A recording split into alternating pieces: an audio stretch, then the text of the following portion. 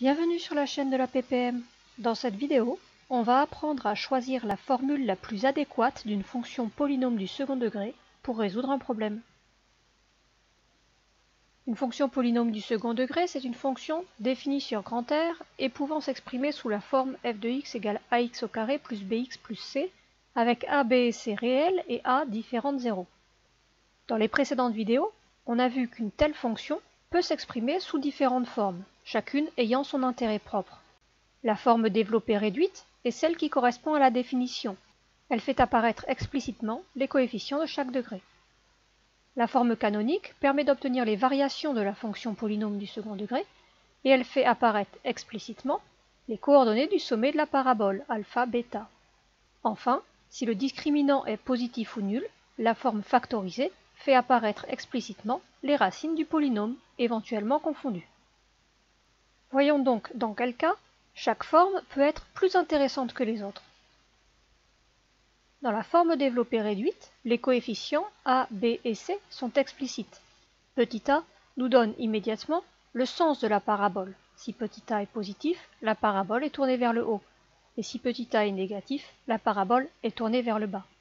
D'autre part, petit c nous donne l'ordonnée du point de la courbe dont l'abscisse est égale à 0. Autrement dit, petit c, c'est f de 0. Il apparaît ici sur la courbe. Dans cet exemple, petit c est égal à 2,7.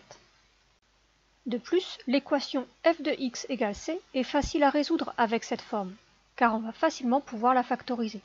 Par exemple, ici, pour résoudre l'équation f de x égale 2,7, la fonction tracée étant f de x égale moins 0,4x au carré plus 3x plus 2,7, cela équivaut à résoudre moins 0,4x au carré plus 3x plus 2,7 égale 2,7. On soustrait 2,7 dans les deux membres, ce qui donne moins 0,4x au carré plus 3x est égal à 0. Le membre de gauche se factorise par x et on obtient une équation produit nul, dont il est facile de trouver les solutions. On trouve ici que une des solutions est x égale 7,5 et que l'autre est bien entendu x égale 0, puisque, rappelons-le, f de 0 est égal à petit c. La forme canonique maintenant, elle permet d'obtenir les variations de la fonction polynôme du second degré et elle fait apparaître explicitement les coordonnées du sommet. Ainsi, la forme canonique nous donne à elle seule le sens de la parabole par le signe de petit a et l'abscisse et l'ordonnée du sommet de la parabole. À elle seule, elle prouve le tableau de variation de f. Par exemple, ici, f de x égale 2 fois x moins 1 au carré moins 4 est la forme canonique de f, dans lequel petit a est égal à 2, donc petit a est positif, et on reconnaît petit a facteur de x moins alpha au carré plus bêta. Donc alpha est égal à 1 et bêta est égal à moins 4. Comme a est positif, la fonction est décroissante puis croissante, et son minimum est bêta, atteint en x égale alpha. En particulier, la forme canonique nous permet ici de savoir que tout nombre inférieur à moins 4 n'a aucun antécédent par f. La forme factorisée enfin, elle existe si et seulement si le discriminant est positif ou nul. Ainsi, sa simple existence nous renseigne sur le signe de delta. Mais un simple graphique peut déjà nous permettre de savoir s'il y a une forme factorisée ou non. Sur le graphique ci-contre, la courbe coupe l'axe des abscisses en deux points distincts.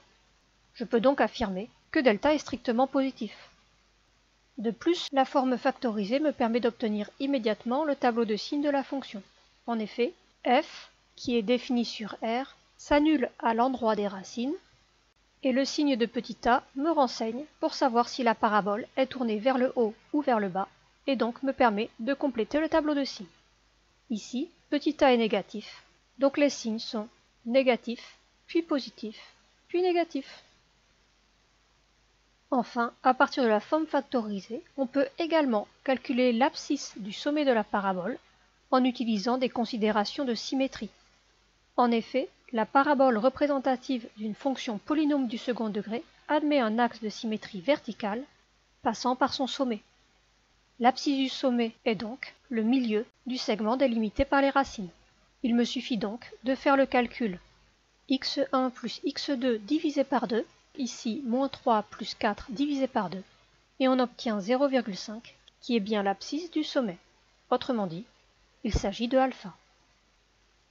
Voyons maintenant quelques exemples pour nous permettre d'apprendre à utiliser la forme la plus adéquate suivant le problème à résoudre.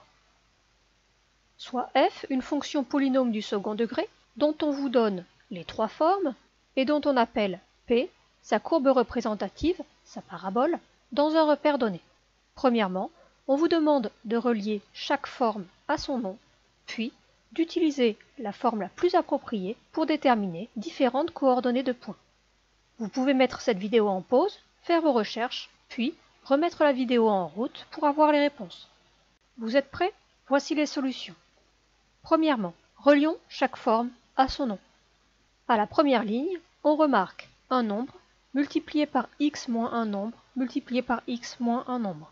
Il s'agit donc ici de la forme factorisée dans laquelle on reconnaît que a est égal à 1 quart et que les racines x1 et x2 sont 8 et moins 6. La deuxième forme est 1 quart de x au carré moins 1 demi de x moins 12. On reconnaît ici la forme développée réduite dans laquelle on voit apparaître petit a qui est 1 quart, petit b qui est moins 1 demi et petit c qui est moins 12. Enfin, la dernière forme 1 quart facteur de x moins 1 demi au carré moins 49 quarts est la forme canonique dans laquelle on reconnaît petit a égale 1 quart, mais également alpha égale 1 et bêta égale moins 49 quarts. Attention de ne pas vous tromper, dans la forme canonique et dans la forme factorisée, sur le signe de alpha, x1 et x2. Résolvons maintenant les problèmes en utilisant à chaque fois la forme la plus appropriée. Petit a, les coordonnées de l'intersection de la parabole et de l'axe des abscisses. Puisqu'il y a deux racines, il y a deux points d'intersection que je vais appeler m et n. Puisqu'ils sont sur l'axe des abscisses, c'est que leur ordonnée est égale à 0, et les abscisses cherchées sont les racines du polynôme. Petit b, les coordonnées de l'intersection de la parabole et de l'axe des ordonnées. F est une fonction et elle est définie sur grand R.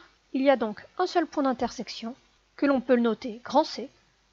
Et comme grand C est sur l'axe des ordonnées, son abscisse est égale à 0.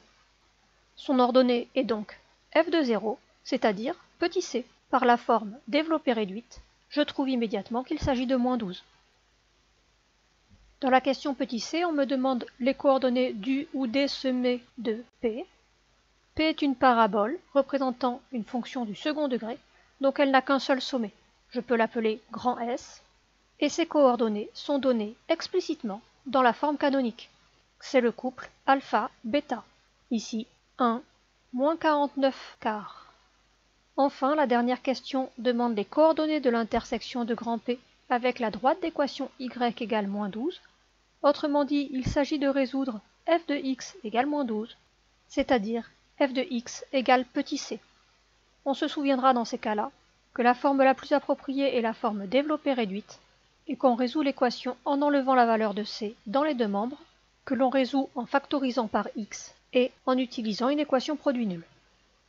Ici, on trouve que x égale 0 ou x égale 2, donc les deux points cherchés, que je peux appeler a et b, ont tous les deux pour ordonnée moins 12, et leurs abscisses respectives sont 0 et 2. En réalité, le point A est confondu avec le point C, ce qui est cohérent puisque f de 0 est égal à c. Ici, f de 0 est égal à moins 12. Remarquons que tout ceci a été possible sans tracer de courbe représentative, juste en exploitant les données de chacune des formes. On pourrait même utiliser ces informations pour tracer approximativement la courbe représentative de f et en avoir une allure générale. On placerait ainsi les racines, m et n, le sommet, s, ainsi que l'intersection avec l'axe des ordonnées et l'autre point de la parabole possédant la même ordonnée. Il ne reste plus qu'à tracer approximativement l'allure de la courbe pour avoir une idée générale de la parabole. De cette vidéo, on retiendra que chaque forme d'une fonction polynôme du second degré a des avantages qui peuvent être exploités. Il faut donc bien connaître les trois formes afin d'être capable de choisir laquelle est la plus adéquate pour résoudre un problème. Si cette vidéo vous a plu, vous pouvez mettre un pouce bleu et un commentaire sous la vidéo. À bientôt sur la chaîne de la PPM.